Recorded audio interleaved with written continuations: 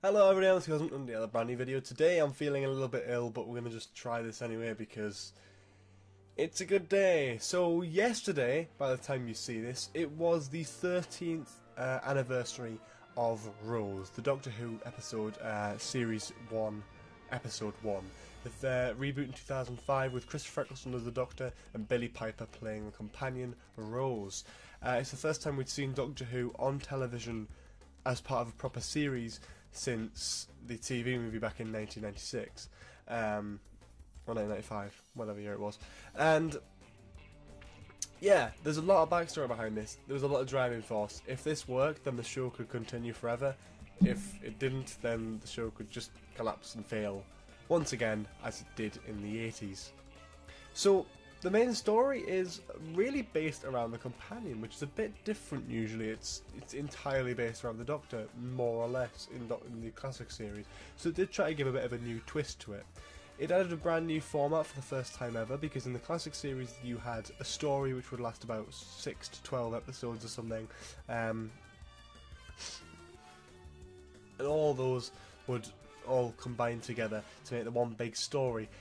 Whereas now you've got an episode of story, maybe 2 episodes or 3 episodes of story sometimes, but it all depends on how you look at it. You get 12 or 13 episodes of series, and everything kind of works like a modern TV show opposed to how it was in the classic era. I kind of like this. I grew up on this. Obviously my first proper episode of watching Doctor Who is Rose. So yeah, let's just get right into reviewing it. So the story starts off with Rose, a standard day going to work, and gets thrown straight into the action.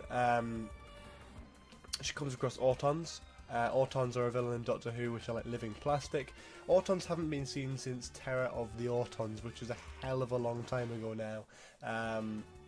A very, very interesting choice for a villain to bring back the series, You would have thought it'd be obvious to bring back the Daleks, but no, I think it was a great choice to bring back something that wasn't as well known to the Doctor Who, well, to the sort of fan base in general. So good choice there. She goes to work, gets bombarded by Autons, and meets the 9th Doctor, who tells her to run away while he blows up the building. Pretty simple, really. She looks for a new job, tries to get money out of it or whatever, and then comes across the 9th Doctor again, who's sort of scanning her and looking for the remains of this plastic to get rid of it. An interesting concept. The idea is that the 9th Doctor is pretty much trying to track down the Nestine consciousness, which controls the living plastic, or the Autons, to stop them from destroying Earth. Great concept, but the difference is this time we're seeing that from a different perspective. We're seeing that from Rosa's perspective, how she meets the Doctor, how much she knows about the Doctor. She learns more, the blue box, everything. And then she comes across an internet conspiracy theorist called Clive, who lives in a house with his family, but does all his work in his shed, and he has all the pictures of the Doctor and bits and bats here and there everywhere. Yeah, and as time sort of progresses, the Rose bumps into the 9th Doctor, sees the TARDIS interior for the first time, and they both together defeat the Nestine consciousness. All fun and games, really, other than a death of beloved Clive. Yeah, the episode's great. It's hard to really pick out many flaws with this because it's the one that brought back the series. You need to look at all the positives and new things.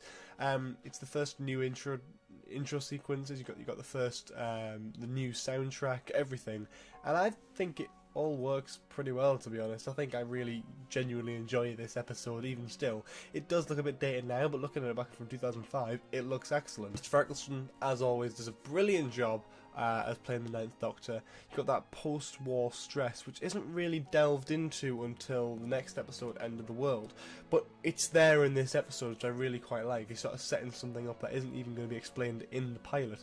I quite like that. It's preempting things, and that always works in good TV shows.